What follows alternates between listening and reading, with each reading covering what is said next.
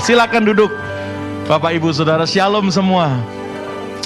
Ini kali kedua ya saya hadir di gereja ini. Terima kasih buat waktu dan kesempatan yang diberikan ya. Tentunya Pak Rudi tanya kapan jadwal ada di Jakarta. Ya, kemarin dulu baru balik dari Jawa Tengah. Mulai mondar-mandir, ada pelayanan baru, tempat misi baru di sebelahnya Tawangmangu, di atas kota Solo, namanya kawasan Candi Ceto, saudara-saudara. Jadi kalau GBR RMK mau fellowship di sana, sudah ready tempatnya, saudara. Saya enggak bangun rumah retreat, saya enggak bangun bukit doa, saya bangun rumah saja untuk tinggal di tengah masyarakat di sana. Ya, jadi hari-hari nongkrong dengan bapak ibu petani, ya, nongkrong dengan anak-anak muda. Pas di depan tempat misi kita ada lapangan sepak bola. Jadi ngajar saya juga ikut gerak. Ayo Pak ikut lari, ikut tapi tidak bisa nendang saya, saudaraku ya. Ikut lari-larinya, rame-ramenya saja. Jadi kapan sowan ke Solo harus dan wajib hukumnya naik ke Candi Ceto, saudaraku ya. Nanti ngumpul, kita punya pendopo yang asik sekali untuk kita nongkrong di situ dan sharing. Saya cuma tutup pintu rumah saya tinggal. Sementara pendopo dan gerbangnya selalu saya buka. Untuk para petani di sana, kalau lagi bertani hujan, silakan berteduh di tempat saya. Ya, bahkan saya bilang pakai saja tempat ini. Kalian butuh apa silakan. Ya, saya tidak pernah kunci. Tambah kaget mereka. Luar biasa. Saya cuma kunci rumah, maupun tak serahkan Pak RT kunci rumah saya, saudaraku ya. Artinya saya ingin jadi berkat yang besar buat penduduk yang rata-rata beragama Hindu di kaki gunung itu. Ya, di Candi Ceto itu mayoritas Hindu, saudaraku, seperti Gunung Bromo dengan suku Tenggernya di Jawa Timur. Nah, ini yang di Jawa Tengah. Ya, doakan keberadaan saya dan istri, khususnya ketika anak-anak melanjutkan S2-nya pada keluar semua, kami akan lebih banyak ada di sana. Nantikan cerita Brahma Kumbara versi rohani yang akan muncul di sana, saudaraku. Oke, kita akan belajar dari Kejadian pasalnya yang kedua hari ini. Ya, Kejadian pasalnya yang kedua. Kita akan baca mulai ayat yang keempat, agak panjang, sampai ayat yang ke-15. Ya, agak panjang, tapi yuk belajar sama-sama. Kita baca dulu Kejadian 2 ayat yang keempat. Demikianlah riwayat langit dan bumi pada waktu diciptakan. Ketika Tuhan Allah menjadikan bumi dan langit, belum ada semak apapun di bumi. Belum timbul tumbuh-tumbuhan apapun di padang. Sebab Tuhan Allah belum menurunkan hujan di bumi. Dan belum ada orang untuk mengusahakan tanah itu. Tetapi ada kabut naik ke atas dari bumi dan membasahi seluruh permukaan bumi. Ketika itulah Tuhan Allah membentuk Adam, manusia pertama itu, dari debu tanah dan menghembuskan nafas hidup ke dalam hidungnya. Demikianlah Adam, manusia itu, menjadi makhluk yang hidup. Selanjutnya, kata ayat 8, Tuhan Allah membuat taman di Eden di sebelah timur. Disitulah ditempatkan manusia yang dibentuknya itu. Sampai di situ dulu, saudaraku. Jadi rupanya ayat ini memberitahu kita ketika Tuhan menciptakan langit dan bumi, ternyata masih perlu proses untuk mengisi lebih lanjut. Karena sampai langit dan bumi terbentuk, ternyata ada 4 kata belum di sana. Belum ada semak apapun yang nongol.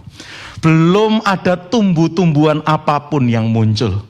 Belum ada hujan yang turun. Dan yang keempat, belum ada orang yang mengusahakan tanah yang baru saja Tuhan ciptakan itu.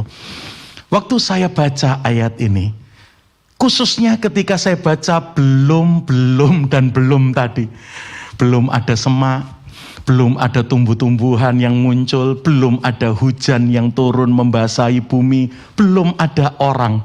Waktu saya baca, saya renungkan, saya kok merasa kata belum ini sedang terjadi hari ini di banyak tempat.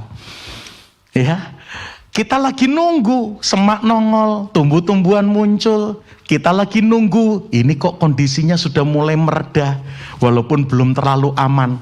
Karena hari ini yang positif tambah banyak lagi, saudaraku ya. Cuman puji Tuhan, karena mungkin kemarin sudah divaksin, sudah booster, paling cuman radang, saudaraku ya. Agak demam, agak sakit, agak batuk, tapi is okay. Pelan-pelan mungkin akan menuju pada endemi, bukan lagi pandemi yang menakutkan, saudara. Bahkan saya dengar adik saya di Singapura bilang, wah di sini udah pada positif, udah kayak pilek aja, saudaraku ya. Ya kerja, ya sekolah, saudaraku ya. Padahal positif, saudaraku. Ya, berapa kali seperti itu udah dianggap endemi, saudaraku. Ya, jadi kita lihat kondisinya sudah mulai mereda, sudah mulai membaik, oke. Tapi, waduh, kok belum ada order ya, saudara? Ya, kok belum ada proyek ya? Lagi belum semua ini, saudaraku. Padahal langit dan buminya sudah ada ini. Ya, kondisinya udah mulai membaik ini. Ya, masyarakatnya sudah mulai banyak yang sudah oke staminanya ini, dengan beberapa banyak hal yang sudah diupayakan terus oleh pemerintah, khususnya untuk pemerintah kita di Indonesia. Kita terus doakan makin membaik. Tapi sekali lagi belum terlalu aman. Beberapa masih positif lagi hari-hari ini. Saudaraku, tapi lihat kondisinya. Beberapa lagi nunggu semak. Beberapa lagi nunggu tumbuh-tumbuhan nongol, lagi nunggu hujan turun, saudaraku. Lagi nunggu banyak hal. Sorry. Tapi belum nongol. Kok belum muncul ini? Aduh, nunggu koneksi, nunggu modal, nunggu proyek, nunggu pintu terbuka. Kok belum semua? Nah, dari 4 belum yang ditulis Alkitab, ternyata kata belum yang keempat adalah kuncinya. Belum ada orang yang mengusahakan tanah itu. Belum ada semak, belum ada tumbuh-tumbuhan, belum turun hujan, dan belum ada orang yang mengusahakan. Ayat 7, Tuhan cipta Adam, orang pertama, manusia pertama. Dan yang dahsyat, begitu ayat yang ke-7 Adam nongol, saya kaget. Kita baca ayat 8 tadi. Jangankan semak, jangankan tumbuh-tumbuhan, Tuhan langsung bangun Taman Eden. Wow, jadi kuncinya dari semua belum dan belum dan belum dan belum yang sedang ditunggu, yang sedang dinantikan, kuncinya adalah Tuhan nunggu Anda dan saya, saudaraku. Loh, ini kuncinya. Kan belum ada ini, belum ada itu, belum terbuka ini, belum terbuka itu. Kita sedang nanti, kita udah tunggu. Aduh, kok lama ya? Sampai udah Agustus ini 2002. Ini masa mau pandemi ulang tahun yang ketiga, Maret 2023, saudara. Ya. Aduh, kok belum ya? Nah, saya belajarnya gini, dari semua belum yang kita tunggu, dari semua belum yang kita nantikan, ternyata sorga malah bilang, lu nunggu semak, nak. Lu nunggu hujan, nak. Lu nunggu tumbuh-tumbuhan. Aku nunggu kamu, nak. Kata Tuhan, saudara. Sorga nunggu Anda dan saya. Karena begitu orang yang mengusahakan ada, muncul. Ya Tuhan, jangankan semak, jangankan tumbuh-tumbuhan, Taman Eden Tuhan ciptakan. Wow, nangkap kebenaran ini, saudara. Kasih tahu kiri kananmu, lu ternyata ditunggu Tuhan, saudara. Iya, kita ternyata ditunggu Tuhan. Sementara kita nunggu ini dan itu, saudara. Iya, sementara kita menantikan ini dan itu, koneksi lah, modal lah, proyek lah, tender lah, pintu dan jalan keluar lah. Kita nunggu yang lain. Surga beritahu kita, salah, nak. Kami lagi nunggu Anda, kata Tuhan, saudaraku. Aku malah nunggu kamu, nak. Dan yang dahsyat, bukan cuma Taman Eden loh yang Tuhan berikan. Begitu dia lihat Adam nongol. Ayat 9. Yuk lanjutkan yuk. Ayat 9 sampai 15. Lalu Tuhan Allah menumbuhkan berbagai-bagai pohon dari bumi. Wow, yang menarik dan yang baik untuk dimakan buahnya. Dan pohon kehidupan di tengah-tengah taman itu. Serta pohon pengetahuan tentang yang baik dan yang jahat. Ayat 10, lihat ini. ada suatu sungai mengalir dari Eden untuk membasahi taman itu. Dan dari situ sungai itu terbagi menjadi 4 cabang. Yang pertama namanya Sungai Pison, yakni yang mengalir mengelilingi seluruh tanah Hawila, tempat emas ada. Dan emas dari negeri itu baik. Di sana ada damar bedola dan batu krisopras. Itu batu-batu yang mahal-mahal itu. Temennya batu giok dan safir dan teman-temannya itu, saudaraku ya. Nama sungai yang kedua adalah Sungai Gihon, yakni yang mengalir mengelilingi seluruh tanah Kus.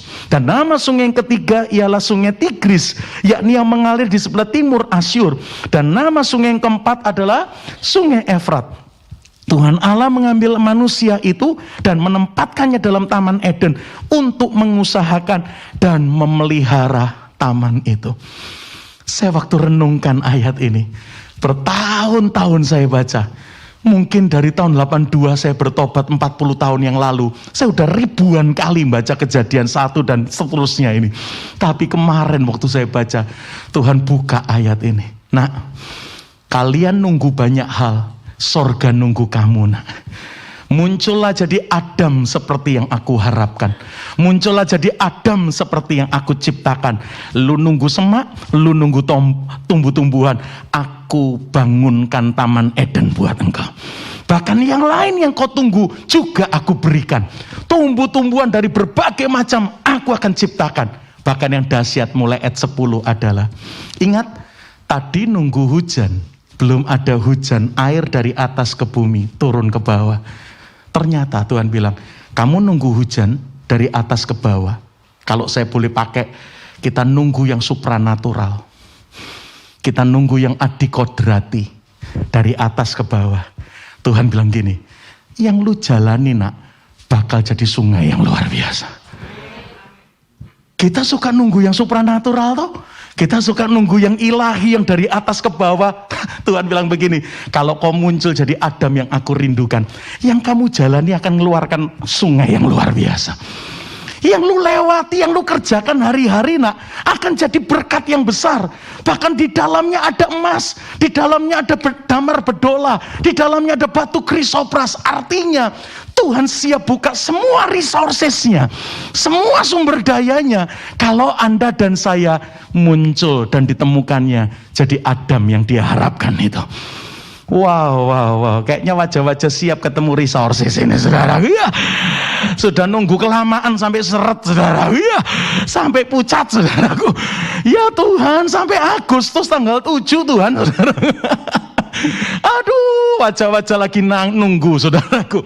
Tapi hari ini kita belajar prinsip ini. Sementara kita nunggu ini dan itu, sorga nunggu Anda dan saya.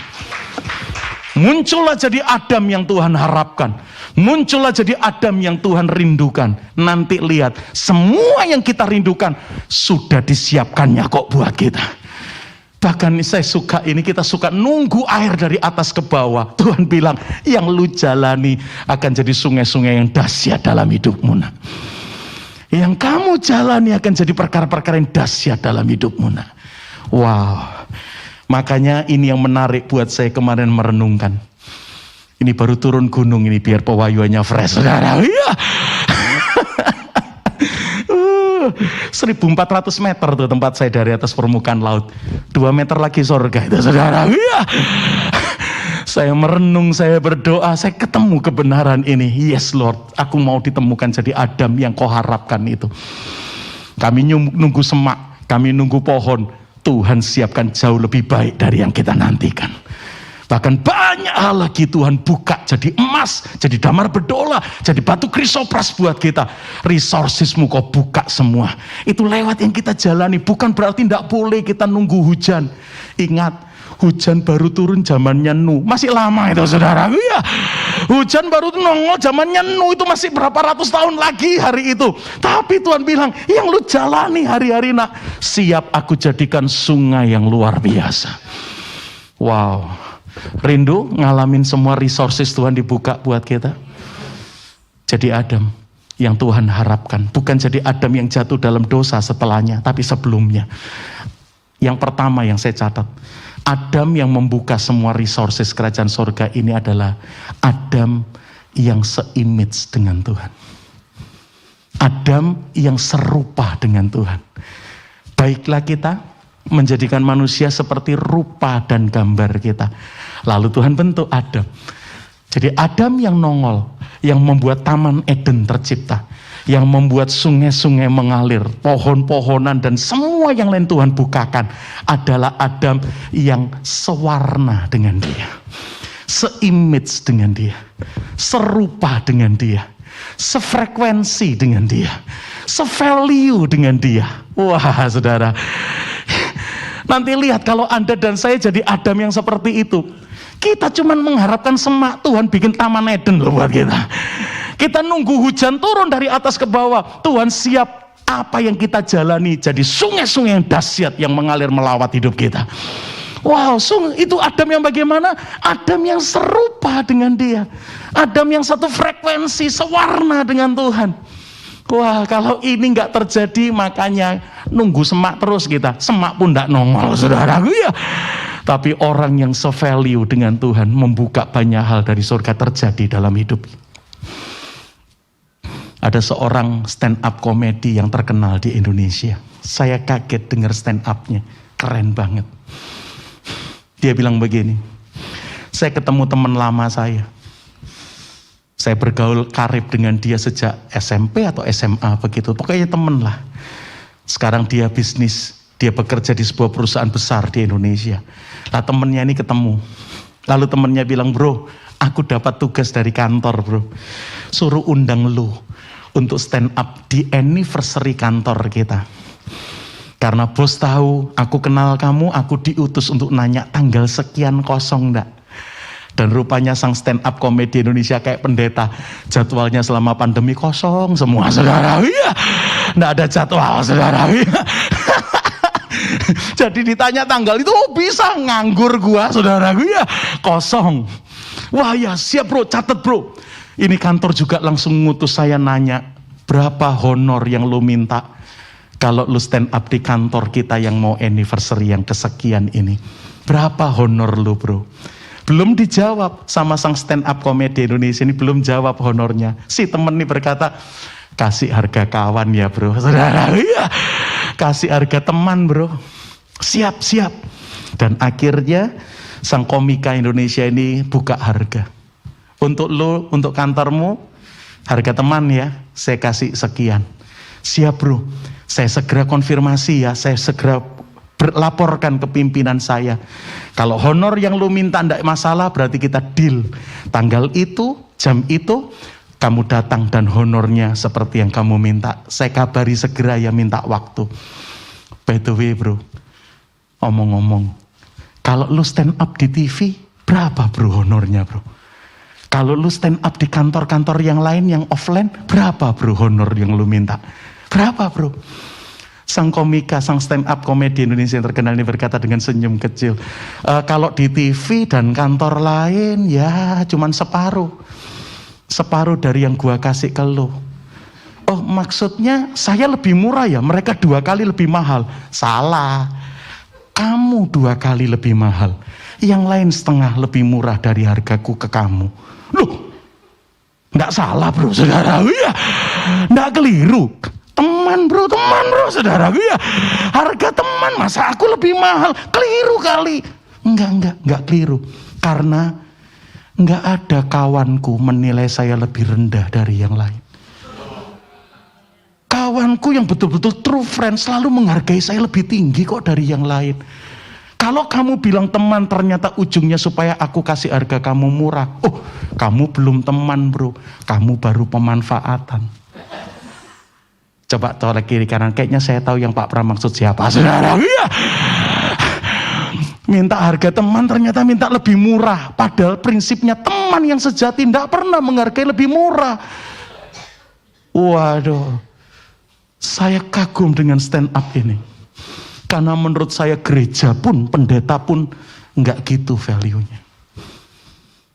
Keren loh ini loh. Masa orang lain lebih se-value dengan Tuhan daripada kita yang katanya kenal dia. Kalau lu teman tapi tujuannya minta lebih murah, lu belum teman bro, lu baru pemanfaatan.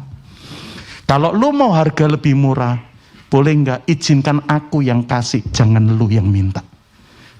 Keren saudara. Saya dengar itu bertobat saya saudara. Iya. Itu KKR tuh statementnya saudara. Keren nih, saya bilang ya Tuhan.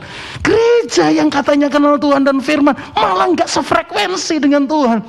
Kita rindu nunggu semak dibukain Taman Eden, nunggu hujan dari atas Tuhan bukain sungai Efrat, Tigris, Pison dan Gihon. Tapi ternyata kita nggak sefrekuensi dengan Tuhan. Susah Tuhan bekerja. Sementara ini keren banget. Satu kawan yang dengar saya sharing ini, teman saya ini punya resort yang terkenal di sebuah kota. Dia bilang, aduh Pak, selama pandemi nggak ada tamu Pak. Aduh, sudah hampir kandas saya punya resort. Untung tahun ini sudah mulai meredah. Dan Idul Fitri kemarin bulan Mei saya buka kembali resort saya. Waktu saya buka kembali resort saya karena kondisi meredah, apalagi pemerintah mengizinkan semua boleh pulang tahun ini, saya punya harapan yang besar tidak jadi kandas. Ternyata begitu saya buka Pak hotel dan resort saya, teman-teman yang booking Pak, karena mereka butuh healing, saudaraku 2 tahun tidak healing, saudaraku ya. Waduh, teman-teman yang kontak Pak booking, ada yang 5 kamar, ada yang 10 kamar, ada yang bawa keluarganya, ada yang bawa siapa. Terus kalimatnya, harga teman ya bro, saudaraku. Halo, colek kiri kanan, kayaknya saya tahu yang dimaksud siapa, saudaraku ya. Pak, 2 tahun saya pandemi, tidak bisa buka, tidak ada tamu, tidak ada yang bantu saya. Begitu saya buka, pada booking minta diskon Pak. Karena kenal tak kasih 10% diskon, wong kondisi baru aja bagus. Begitu tak bilang tak diskon 10 ya, nggak salah katanya saudara. Iya, teman bro, 25 tuh bila perlu 50% do. Wah, aku baca WA-nya, kundulmu katanya saudara. Iya, kemarin gua pandemi, nggak ada tamu, lu do nothing buat saya dan resort saya. Sekarang gua buka, lu minta kayak beginian. You are not my friend. Kamu bukan temanku yang sejati. Oh ya, ini khotbah yang bikin saya tidak diundang lagi, saudara. Iya, karena gereja-gereja kalau mau bangun juga kasih harga gereja bro, gitu, saudara. Iya. Halo, sorry banget. Kita rindu dari semak jadi Taman Eden, tapi frekuensi kita jauh dari frekuensinya Tuhan. Value kita jauh dari value-nya kerajaannya. Susah saudara. Bertobatlah, berubahlah, se-image kembali sama Tuhan. Enggak ada pemanfaatan, yang ada saling memberkati dan mau jadi berkat yang besar untuk sekeliling kita. Amin. Yang kedua, Adam yang bagaimana yang membuka semua resources kerajaan sorga ini? Adam yang mau bekerja. Ayo jangan-jangan kalau Bapak, Ibu, Saudara dan saya yang di Taman Eden malah kerjanya selfie-selfian gitu aja. Wah, ada bunga bagus foto supaya konten demi konten. Ya. Aku baca di Kejadian 2 ini, Adam yang bagaimana yang membuka semua resources kerajaan surga. Adam yang mau kerja. Bahkan kerjanya dia kerja yang terbaik. Kok tahu Pak Pramana ayatnya? Baca Kejadian 2 tadi selanjutnya. Dikatakan begini, Tuhan memberikan semua makhluk hidup kepada Adam untuk Adam memberi nama. Dan yang tulisannya begini, seperti nama yang Adam berikan, itulah namanya. Sampai surga tidak ada koreksi, disanggah, diintrup, enggak ada. Surga cuma bilang, deal Adam, confirm Adam, agree Adam. Karena rupanya yang dilakukan Adam itu yang sudah yang terbaik. Sampai surga enggak pernah nyanggai. Ada binatang, ekornya kecil, belalainya keluar. Oh, gajah.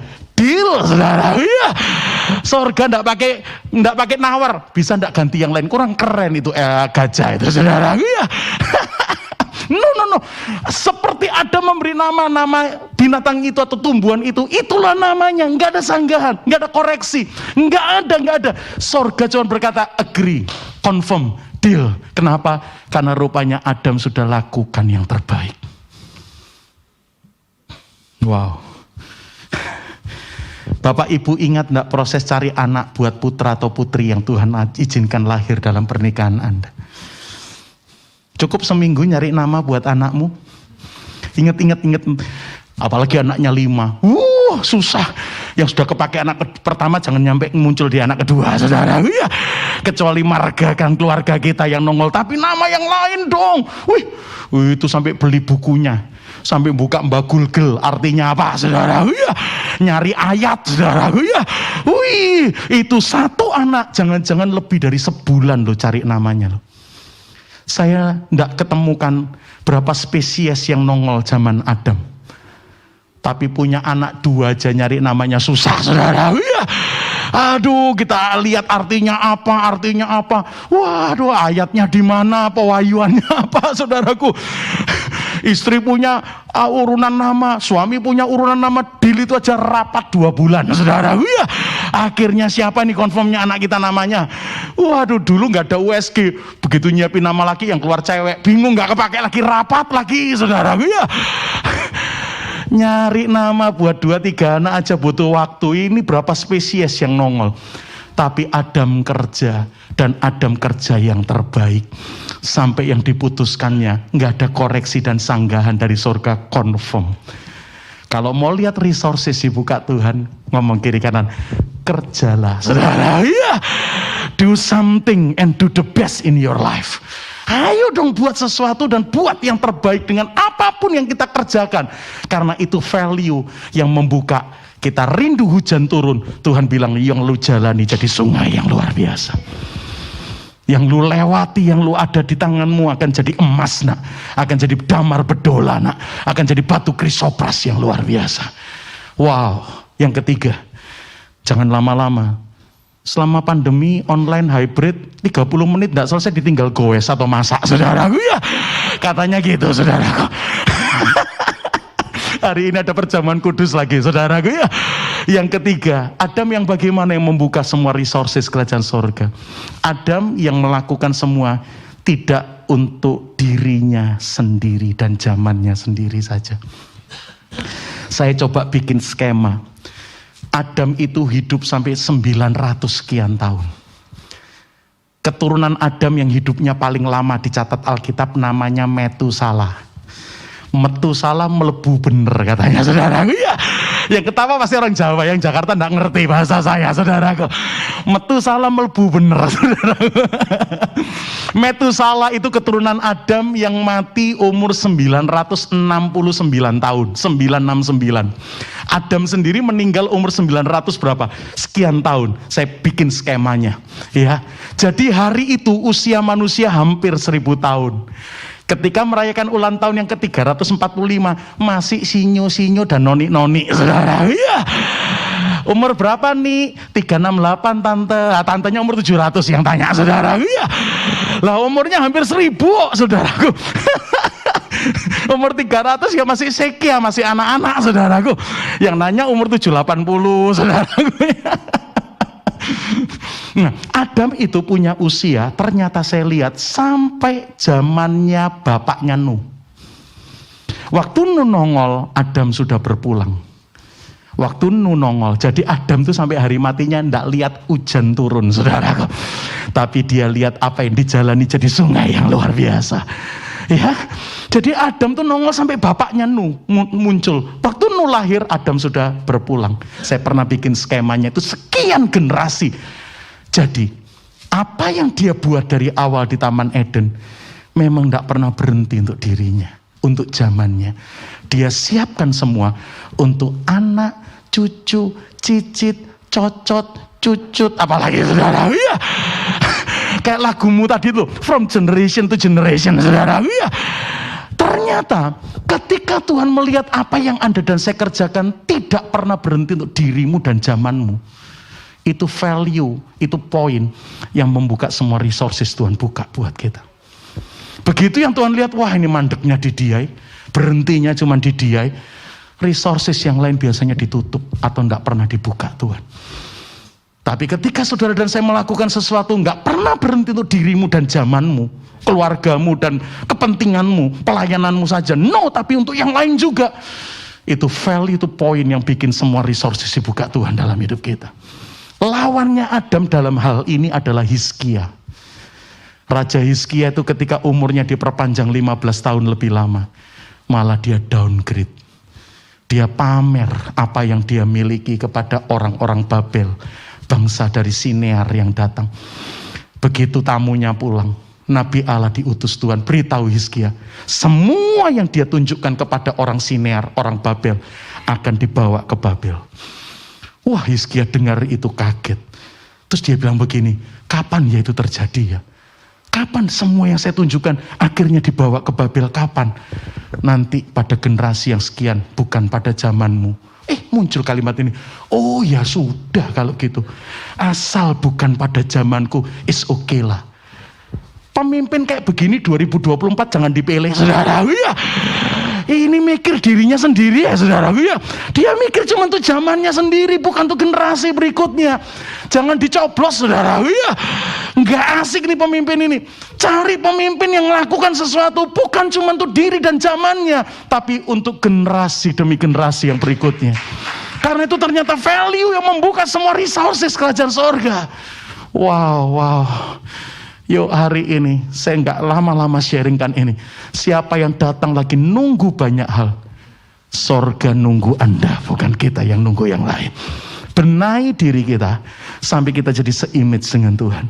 Kita orang-orang yang mau kerja dan kerja yang terbaik, bukan yang asal-asalan, bukan yang sembarangan. Do something dan do the best. Dan yang kita kerjakan, kita janji nggak pernah berhenti untuk saya dan diriku dan zamanku saja. Semoga mengalir untuk generasi berikutnya. Amin. Bangkit berdiri yuk. Saya serahkan, daripada ditinggal goes dan masak, saudara, ya, saya selesaikan dan biar Pak Rudi melanjutkan. Yuk hari ini kunci G, biar anugerah Tuhan membuka semua hal yang kita sudah nantikan. Jangan sampai hari ini sampai saudara lemas menunggunya, sampai saudara kehilangan energi menantinya, karena semua kok belum ada semak, belum ada tumbuh-tumbuhan apapun, belum turun hujan, padahal udah kepanasan, udah kekeringan. Tapi dari semua belum yang ada, sorga bilang, aku nunggu kamu. Nah, wow, saya berdoa setelah ini, semua yang kita tunggu Tuhan buka buat kita. Amin, saudaraku. Yesus, kau anugerah terindah dalam hidupku. Katakan itu yo. Kau sungguh berarti